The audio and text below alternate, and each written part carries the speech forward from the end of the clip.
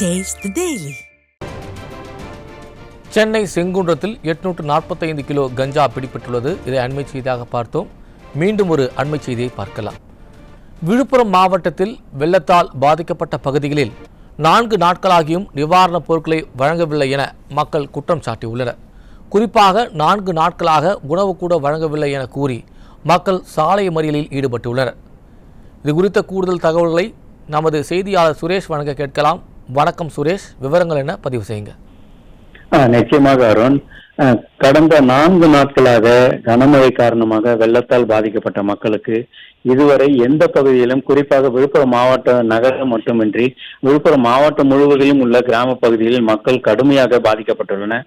வெள்ள பாதிப்புகளுக்குள்ளான மக்களை இதுவரை அதிகாரிகளோ அரசியல்வாதிகளோ, அதாவது குறிப்பாக தமிழக அமைச்சர்களோ அந்த தொகுதி எம்எல்ஏக்களோ இதுவரை சென்று பார்க்கவில்லை எனவும், எந்தவித உணவு, குடிநீர், பால் உள்ளிட்ட குழந்தைகளுக்கான பால் உள்ளிட்ட அத்தியாவசிய பொருட்கள் கூட இதுவரை வழங்கப்படாமல் பசியும் பட்டினியோடு மக்கள் வாடுவதை நம்மால் பார்க்க முடிகிறது. அதன் ஒரு பகுதியாகத்தான் தற்போது விழுப்புரம்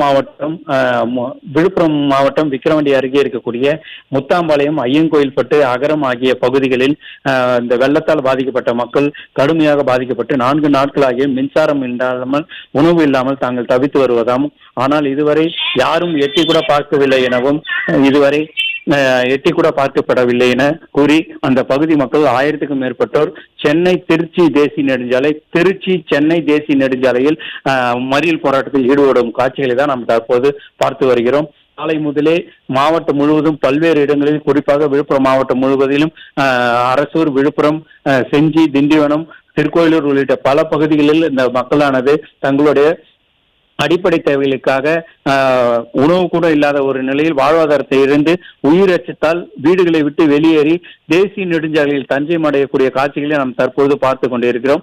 அதன் ஒரு பகுதியாகத்தான் இந்த போராட்டமும் தேசிய நெடுஞ்சாலையில் இந்த மறியல் போராட்டமானது தங்களுடைய அடிப்படை வாழ்வாதாரத்திற்காக மக்கள் வீதிகளுக்கு வந்து போராடக்கூடிய நிலை தற்போது இந்த நிர்வாக திறனற்ற ஸ்டாலின் ஆட்சியில் நாள்தோறும் கடந்த 4 நாட்களாக மக்கள் பசி பட்டினிக்காக, தண்ணீருக்காக சாலைகளுக்கு வந்து போராடக்கூடிய நிலை ஏற்பட்டுள்ளது.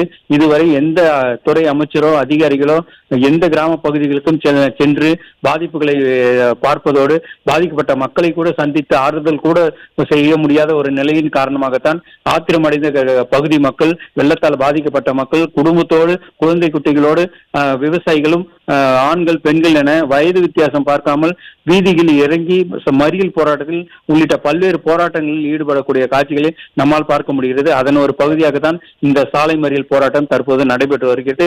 இதனை தடுக்க காவல்துறையினர் அங்கு மறியல் போராட்டத்தில் ஈடுபடக்கூடியவர்களை மிரட்டி கலைந்து செல்லுமாறு உத்தரவிட்டனர். ஆனால் கலைந்து செல்லாமல் காவல்துறையினோடு உடனடியாக தங்களுக்கு தேவையான அடிப்படை வசதிகளை செய்து கொடுக்க வேண்டும், அதிகாரிகள் உடனடியாக வர வேண்டும், மாவட்ட ஆட்சியர் பாதிக்கப்பட்ட இடங்களில் நேரடியாக ஆய்வு செய்ய வேண்டும் என காவல்துறையினர் வாக்குவாதத்தில் ஈடுபட்டனர்.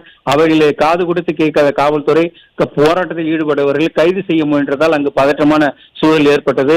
உடனடியாக காவல்துறையினர் அங்கு ஒரு மணி நேரத்துக்கு மேலாக பேச்சுவார்த்தை நடத்தி அந்த கிராம மக்களை, போராட்டத்தில் ஈடுபட்டவர்களை கலைத்து சென்றது குறிப்பிடத்தக்கது. விவரங்களுக்கு நன்றி சுரேஷ்.